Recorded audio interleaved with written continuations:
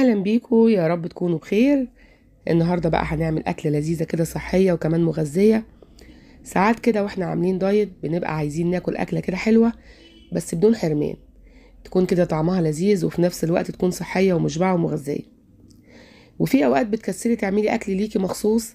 الاكله دي بقى تقدري تعمليها الاسره كلها. هنعمل طاجن كوسه كده في الفرن بطريقه صحيه، ولو الولاد ما بياكلوش الكوسه بالطريقه دي هتعجبهم جدا، وانا واثقه ان هيطلبوها منك باستمرار. تابعيني في الفيديو علشان تشوفي الطريقة، ويلا كده بسرعة اشتركي في القناة ولايك وشير لو عجبك الفيديو. شايفين الأكلة بتاعتنا النهاردة؟ طاجن مغري جدا بس عاملينه بطريقة صحية، أنا واثقة إن هو هيعجبكم من غير لا نقطة زيت ولا سمنة ولا أي دهون. أنا معايا كيلو ونص من الكوسة، طبعا الكمية اللي انت عايزة تعمليها اعمليها. أنا عاملة النهاردة كيلو ونص، عملتها كلها بس أنا سايبة واحدة أعملها معاكم. بشيل كده الجزء اللي فوق والجزء اللي تحت واديها تقشيره كده خفيفه، بكحتها كده خفيف بسكينه مشرشره علشان القشره اللي بره بيبقى فيها رمل كده، وبغسلها كويس. وبعد كده بشقها نصين زي ما انتم شايفين كده، بقسمها نصين وبجيب معلقه صغيره وبروح شايله القلب بتاعها بالشكل ده. الوصفه دي لازم تعمليها بكوسه بتكون حجمها كبير شويه، مش كبيره قوي ولا صغيره قوي، وسط زي ما انتم شايفينها كده عشان تكون محمله تقدري ان انت تحشيها. شايفين طريقتها سهله جدا اهو. بمعلقه صغيره ببتدي كده، ما باخدهاش من الاول، لا باجي من عند اول البذر وببدا ان انا اكحتها بالطريقه دي اهو. هتعملي الكميه اللي انت عايزاها في دقيقه، مش هتاخد وقت منك خالص. انت بتقشريها بتكحتيها كده الاول بالسكينه كلها وتغسليها، وبعد كده تبداي ان انت تقطعيها نصين وتشيلي القلب بتاعها. شايفين الكوسه بتاعتنا اهي، انا عملتها كلها ما خدتش وقت مني خالص. دلوقتي بقى سخنت طاسه حلوه قوي كده على النار، تكون سخنه قوي قوي. تبداي تحطي فيها كده اللحمه. انا النهارده هعمل تلت كيلو لحمه، يعني انا جبت كيلو لحمه قسمته على 3 مرات. تلت كيلو لحمه بس، وهنغدي العيله كلها، العيله وعيله العيله. هنحط كده تلت كيلو اللحمه في الطاسه وهي سخنه بدون اي دهون ولا سمنه ولا زيت ولا اي حاجه خالص. هتبتدي ان هي تنزل الدهون اللي فيها، مع انها لحمه حمراء بس هي طبيعي لازم بيبقى فيها دهون. وبعد ما بتبتدي ان هي تنشف كده وتتشوح، بحط عليها بصلايه متوسطه كده مقطعاها صغير. بعد ما البصل بيدبل بحط كده 3 4 فصوص من الثوم، ودول مهمين جدا، بيفحفحوا كده الوصفه بتاعتك وبيخلوا ريحتها حلوه قوي. بعد ما بيطلع ريحه الثوم ببتدي كده ان انا اقلبه مع اللحمه. تمام كده. ودلوقتي بقى هبتدي احط شويه بهارات بسيطه كده، شويه ملح وشويه فلفل وبهارات 7 بتدي ريحه حلوه قوي اللحمه بتاعتنا، وشويه بابريكا. وقلبتهم كده كويس وهسيبهم بقى ياخدوا يدوا كده مع بعض. وفي مكون بقى هيضاعف لنا الكميه دي، والمكون ده مغذي جدا واحنا بنرميه.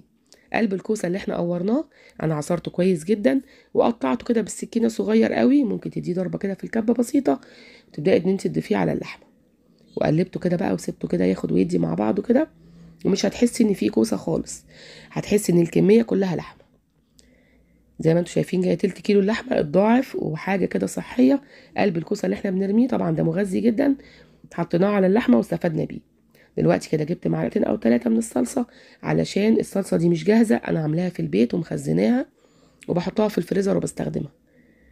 ببتدي اقلبها كده مع اللحمه عشان دي هتطعم لي الكوسه وهتخلي طعمها حلو قوي. اقلبها كده بقى كويس، اللحمه مع قلب الكوسه مع الصلصه مع شويه البهارات، وهسيبهم كده بقى شويه ياخدوا يدوا مع بعض. وهبتدي بقى اطفي على اللحمه بتاعتي وهي كده خلاص جهزت. جبت حله تانية حطيت فيها كده كوبايه من الشوربه ما فيهاش اي دسم خالص، وضفت عليها كده حوالي لتر من اللبن. انا هعمل كميه كبيره النهارده، الاسره كلها هتاكل منها. طبعا ان الكميات دي بتاعتك انتي، عايزه تقللي وتعملي نص الكميه مفيش اي مشكله. يبقى انا حطيت مج من الشوربه بدون اي دهون بدون اي دسم. بحط الشوربه بتاعتي في التلاجة وبشيل الدسم بتاعها خالص، وبعد كده بقى بطلعها وبستخدمها. حطيت كده عليها لتر من اللبن وزودت كده شويه ملح وفلفل. ودلوقتي بقى قلبت 4 معالق من الدقيق، سواء دقيق شوفان او دقيق شعير او اي دقيق انتي بتفضليه عندك تعملي بيه البشاميل. قلبيه كده في كوبايه من الميه، واول ما اللبن بيغلي مع الشوربه بنزل بيه بالشكل ده. بنزل بايد والايد التانية بتقلب بسرعه بالويسك، وانا عايزاه بالقوام اللي انتوا شايفينه ده. انا عايزاه خفيف بالشكل ده. تكايه بسيطه كده. بحط كده مغرفتين من البشاميل على اللحمه عشان يبقى جوسي كده ويسوي لي الكوسه ويبقى طعمه حلو. احنا عملنا البشاميل بدون اي دهون خالص. يعني البشاميل معروف ان هو بيتعمل بالسمنه وتحمري الدقيق والكلام ده كله، لا ما عملناش الكلام ده خالص. انا غليت اللبن مع الشوربه ودوبت الدقيق في الميه وابتدات انزل بيه بالشكل ده. جهزت بقى الطاجن بتاعي اللي انا هعمل فيه. اي بقى حاجه عندك، حتى لو صينيه الومنيوم برضو حلو جدا. حطيت كده مغرفتين او 3 في الارضيه، وابتدأت بقى اجيب القوارب بتاعه الكوسه ورصيتها بقى بالشكل ده. تترص معاكي كده بكل سهوله على البشاميل. البشاميل ده هيسوي لي الكوسه وهيخليها تحفه. حطيت كده بقى الكوسه بتاعتي، ودلوقتي بقى هجيب اللحمه اللي انا عملتها، اللحمه المفرومه، وهبتدي كده احشي قوارب الكوسه بالشكل ده. الطاجن ده طبعا ما اخدش الكميه كلها، زي ما انتوا شفتوا كده في كميه كبيره تانية هعملها في صينيه تانية. حطيت بقى اللحمه بتاعتي في القوارب بالشكل ده. حطي بقى وكتري، احنا عندنا لحمه كتير مفيش اي مشكله اهو. طبعا كميه اللحمه بالنسبه للكميه اللي انا هعملها دي كميه قليله، يعني تلت كيلو لحمه وهيتبقى منها كمان في الاخر وهوريكم. طبعا دي كميه قليله. وهحط بقى البشاميل. شايفين البشاميل خفيف، انا عايزاه خفيف بالشكل ده. هحطه كده على الكوسه، وفي الاخر هجيب كده مغرفتين واحطهم على الوش. عايزه بقى تقللي البشاميل او تزوديه، دي حاجه ترجع لك. البشاميل اللي معمول بطريقه صحيه وما تقلقيش خالص. احنا عايزين نتعلم يا جماعه ازاي نعمل الاكل العادي اللي بناكله كل يوم مع اولادنا، بس يكون بطريقه صحيه، بطريقه مغذيه، ما يكونش بطريقه غلط. ده هدفي النهارده من الفيديو. دلوقتي بقى جبت منديل وابتدأت امسح الجوانب عشان ما يكونش فيه حاجة كده من البشاميل اللي طارت على الجوانب بتاعة الطاجن بتاعي، ولما بيدخل الفرن بيبقى لونه كده مش حلو. لما بقدمه على السفرة كده لازم يبقى شكله كويس. وجبت بقى شوية موتزاريلا كده حطيتهم على الوش، ممكن تستغني عنهم خالص، بس الموتزاريلا دي لازم تكون طبيعي، يعني معمولة من اللبن، ما تكونش من دهون نباتية. بدأت بقى احطها على الوش كده. ودلوقتي بقى انا مسخنة الفرن على درجة حرارة 200. هدخل بقى الطاجن بتاعي. لازم بقى حاجة مهمة جدا، نغطي الطاجن بورق فويل. انا دخلته الاول من غير ما اغطيه، بس طلعته بعديها بشوية وغطيته. رشة بابريكا كده على الوش عشان الوش يبقى لونه كويس.